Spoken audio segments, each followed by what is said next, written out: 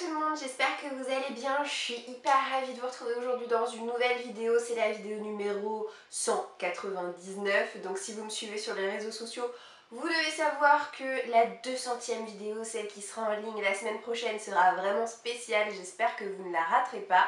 En tout cas, aujourd'hui, je vous retrouve pour un nouvel update lecture, tout simplement parce que, comme j'ai pu vous le dire la semaine dernière, mon rythme de lecture s'est légèrement amélioré. Du coup, j'ai à nouveau 4 livres dont je vais vous donner mon avis aujourd'hui. Donc, concernant le programme, je commencerai par vous dire ce que j'ai pensé de l'Infini plus 1. Je vous donnerai ensuite mon avis sur Les filles de l'astrologue. Je vous parlerai du livre Qui ment. Et je terminerai cette vidéo en vous disant ce que j'ai pensé du tome 2 de la trilogie Rebelle du désert. Alors c'est parti pour le premier livre, je vous parle d'abord de l'Infini plus 1 écrit par Annie Harmon et sorti dans la collection R de Robert Laffont. Ce livre, ça fait des années que je l'ai. En fait c'est simple, il y a quelques années j'ai découvert l'auteur en lisant son livre Nos faces cachées, qui a été un véritable best-seller. Ça a été un coup de cœur pour énormément de personnes. C'est une lecture qui personnellement m'a beaucoup émue, m'a énormément touchée, je l'ai adoré ce livre. Et quand j'adore un livre, je sais pas vous, mais moi ça me donne très envie de découvrir les futures publications des auteurs. C'est pour ça que l'Infini plus 1 s'est retrouvé dans ma palle et c'est pour ça que je me suis ensuite acheté La Loi du cœur quand ce livre est également sorti. Mais c'est vrai qu'il m'a fallu plusieurs années pour sortir de ma pile à lire l'Infini plus 1 et c'est en partie grâce à vous puisque ce livre, vous me l'avez choisi pour intégrer ma pile à lire printanière. Disons-le clairement, cette lecture m'a plu puisque je lui ai mis la note de 3 sur 5, même si elle m'a moins touchée que Nos faces cachées. J'ai quand même passé un agréable moment en compagnie de ce livre qui nous permet de découvrir Bonnie. C'est une chanteuse à succès mais qui est un petit peu dépressive sur les bords puisqu'elle nourrit des pensées assez suicidaires. Elle va d'ailleurs prendre la fuite à la fin d'un concert et tenter de mettre fin à ses jours, mais elle va être sauvée in extremis par un garçon de son âge qui s'appelle Finn. Et de fil en aiguille, elle va se retrouver embarquée avec lui dans un road trip assez rocambolesque. Alors ce qui fait l'originalité de ce livre, c'est que l'auteur revisite un petit peu le mythe du célèbre duo de criminels qui a sévi dans les années 30, Bonnie et Clyde. Il faut dire que notre personnage principal s'appelle Bonnie, quant à l'autre personnage qui s'appelle Finn, son nom de famille c'est Clyde. Bonnie et Clyde, vous en avez sûrement entendu parler, c'était un duo de meurtriers qui ont sillonné le pays, je crois que c'était à bord d'une Chevrolet dans le but d'échapper à la police et ils ont finalement réussi à se faire descendre tous les deux par la police qui les a rattrapés. Et du coup, tout au long du récit, on a un parallèle entre leur histoire à eux et l'histoire de Bonnie, notre héroïne, et de Finn Clyde. Donc c'est assez amusant. Évidemment, là, on n'est pas face à des meurtriers, des brigands ou quoi que ce soit, mais au fur et à mesure de leur périple, il va y avoir des petits clins d'œil comme ça, et c'est quelque chose que j'ai vraiment beaucoup apprécié. Au-delà de ce clin d'œil prolongé, qui à mon sens est une excellente trouvaille de la part de l'auteur, on est face à une romance contemporaine qui mêle à la fois la musique, mais de manière assez originale également, les mathématiques, puisque Finn Clyde, notre héros, est un véritable matheux, on dirait pas comme ça parce que il a quand même un passé assez gratiné, mais il est passionné par les maths et du coup les maths c'est une thématique qui va revenir également tout au long du récit. Et personnellement, même si j'ai une fibre beaucoup plus littéraire que mathématique, et ben c'est quelque chose là aussi que j'ai beaucoup aimé. On est face à un périple assez mouvementé, également émouvant, puisque Bonnie et Finn Clyde vont rencontrer bon nombre de personnes sur leur chemin et ces rencontres sont rocambolesques mais également très touchantes. En ce qui concerne nos deux personnages, je dois dire que ce soit l'un ou l'autre, je les ai beaucoup appréciés. Ils ont eu des parcours très différents, mais tout au long du chemin qu'ils vont parcourir ensemble, ils vont se retrouver une multitude de points communs, que ce soit sur leur famille, que ce soit sur leur enfance, que ce soit sur des points de leur caractère. Et voilà, ces deux-là, je les ai vraiment trouvés très touchants et ils ont vraiment su capturer mon cœur. Et pourquoi est-ce que je mets la note de 3 sur 5 et pas davantage à ce livre? C'est que j'ai pas pu m'empêcher de le comparer à Nos faces cachées qui m'a bouleversée et transportée comme rarement un livre l'a fait. Et c'est vrai qu'en comparaison, objectivement parlant, ce livre est un peu moins bon. Pour exemple, j'ai mis un petit peu plus de temps avant de me sentir investie par ce que je lisais, avant de me sentir investie par cette histoire. J'attends de voir en tout cas ce que donnera La Loi du Cœur, mais c'est vrai que je suis d'autant plus curieuse de le découvrir maintenant que j'ai lu l'Infini plus 1. Je me suis ensuite plongée dans un tout autre récit, c'est le premier tome de la série Les Filles de l'astrologue. C'est un livre écrit à quatre mains par Laurence Chac et Françoise de Guibert, si je ne m'abuse, oui c'est ça. Et je remercie les éditions Rajout de m'avoir fait découvrir cette lecture. Donc les filles de l'astrologue, comme son nom l'indique, on va être face à une dimension astrologique tout au long du récit, et à vrai dire c'est pas ça qui a au premier abord attisé ma curiosité, parce que vous savez moi l'astrologie, il y en a qui s'y intéressent énormément, moi pas. Je fais partie de ces personnes qui, si vous me donnez votre date de naissance, je serai incapable de vous dire de quel signe astrologique vous êtes. Non, ce qui m'a vraiment intéressée dans ce livre, c'est la dimension historique, puisque cette histoire s'inscrit dans un contexte marqué par le XVIIe siècle, marqué par le règne de Louis XIV et surtout marqué par l'affaire des poisons.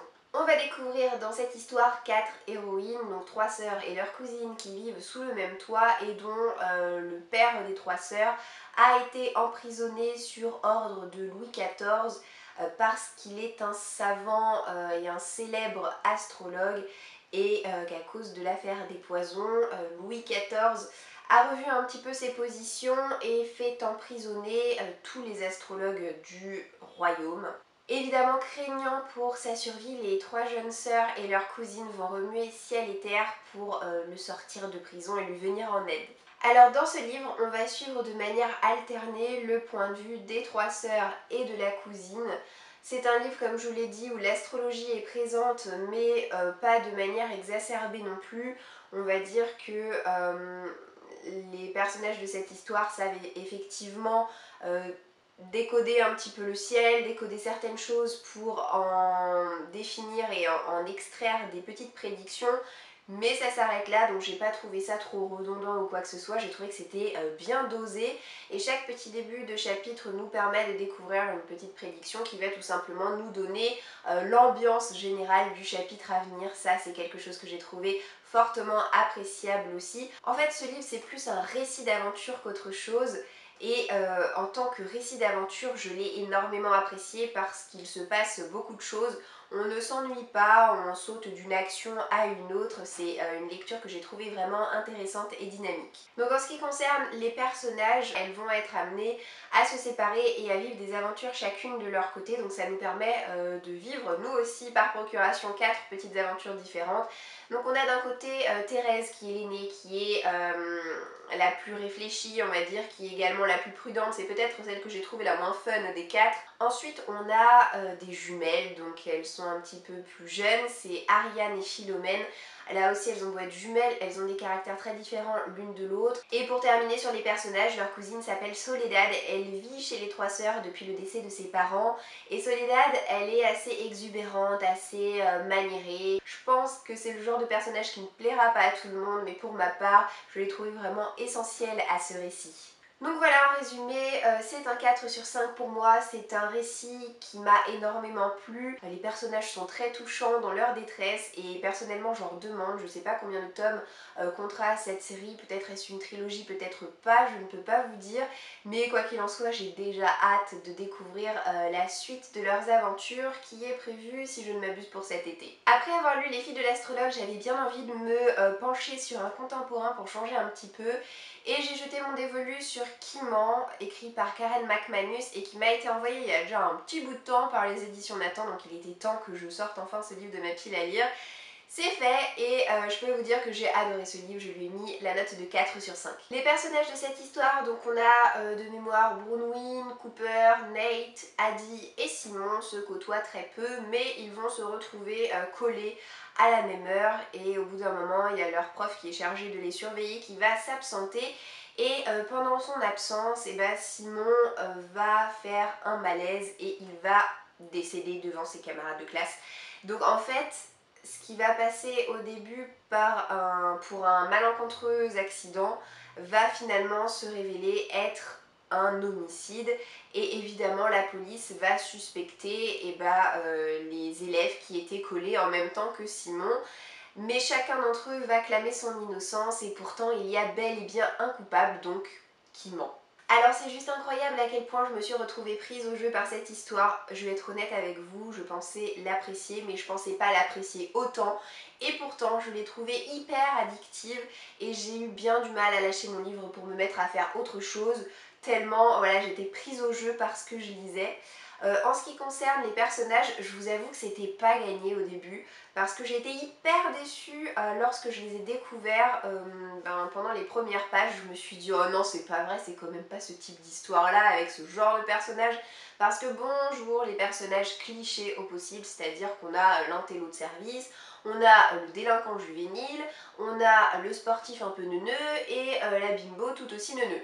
Voilà, donc partant de là, je me suis dit super, on va encore s'éclater follement. Et en fait, pas du tout, parce que effectivement, ils ont l'air comme ça clichés au premier abord, mais l'auteur en a un petit peu sous le coude en ce qui les concerne, puisque ces personnages vont se révéler bien plus profonds et bien plus complexes que ce qu'ils semblent dégager au premier abord. Et en plus de ça, chacun d'entre eux cache quelque chose qu'on va découvrir au fur et à mesure de l'avancée de l'histoire et c'est quelque chose qui m'a passionnée. L'auteur a fait le choix narratif de nous faire découvrir ces personnages à travers leur point de vue alterné et ce qui est amusant c'est qu'elle brouille énormément les pistes, elle parsème son livre d'indices mais c'est à tel point que finalement on peut pas s'empêcher de soupçonner tout le monde. Juste avant sa révélation finale, j'ai commencé à me douter de quelque chose et à me dire ah non mais attends, là je pense qu'il s'est passé ça en fait. Et j'avais raison, bravo, mais quand même, avant d'en arriver à cette conclusion-là, elle m'a largement menée en bateau. Donc en résumé, si vous êtes amateur de thriller jeunesse, et ben je pense que Kim en saura vous satisfaire parce que personnellement ça a été mon cas. C'est un genre littéraire dont je raffole pas des masses. Mais je me suis retrouvée complètement embarquée par l'écriture addictive, immersive et visuelle de Karen McManus. Et pour terminer, j'ai lu le tome 2 de la trilogie Rebelle du désert, donc Trahison, écrit par Alwyn Hamilton et sorti aux éditions Pocket Jeunesse. Vous aviez choisi d'intégrer le premier tome à ma pile à lire printanière de l'année dernière, tout comme vous avez choisi d'intégrer ce tome 2 à ma pile à lire printanière de cette année. C'est d'ailleurs le tout dernier livre de ma pile à lire printanière que j'ai réussi à lire en temps et en heure, donc je suis absolument ravie. De ce côté-là, je suis à jour. Et d'ici quelques semaines, d'ici 2 semaines d'ailleurs je crois, j'aurai l'occasion de vous faire ma présélection pour ma pile à lire estivale et j'espère que vous serez également au rendez-vous. J'ai hâte de vous montrer les livres que j'aurai choisis déjà par avance pour que vous puissiez faire votre petit choix parmi ceux-ci. En tout cas, j'en reviens à cette lecture. J'ai passé un très bon moment de lecture et j'ai également mis à ce tome 2 la note de 4 sur 5. On est dans un récit de fantasy très original et oui, atypique, c'est vraiment le mot, puisqu'il mélange plein de mythes et de folklore oriental. Dans le premier tome, on découvrait Amani, une jeune fille qui vivait dans la ville de Dustwalk en plein désert, mais qui n'aspirait qu'à quitter cette ville et surtout le joug de son oncle. Et de fil en aiguille, elle a rejoint la rébellion qui lutte contre la gouvernance du sultan et qui souhaite tout simplement le renverser. Le problème est le suivant, c'est que j'ai commencé à lire ce tome 2 et je me suis retrouvée complètement larguée, c'est-à-dire qu'au niveau des prénoms des personnages, j'étais complètement paumée, j'étais en mode mais t'es qui toi en fait? Voilà, alors c'est des personnages qu'on a croisés plutôt dans le dernier tiers du premier tome. Et en les retrouvant là, j'étais incapable de les resituer, donc je me sentais un petit peu handicapée sur les bords. Heureusement, à un moment donné, j'ai quand même réussi à raccrocher les wagons et à resituer un petit peu les choses. Et là, du coup, j'ai vraiment pu profiter de cette histoire. Concernant ce tome 2 et concernant son intrigue, je vous dirai pas grand chose, mis à part que Amani va se retrouver kidnappée par le sultan et enfermée dans son harem. Du coup, on est dans un tout nouvel environnement qu'on n'avait encore jamais vu dans le premier tome. Et c'est quelque chose qui m'a beaucoup intéressée. J'ai adoré découvrir les jeux de pouvoir inhérents au harem. J'ai adoré découvrir les intrigues, les coups montés, les trahisons, etc.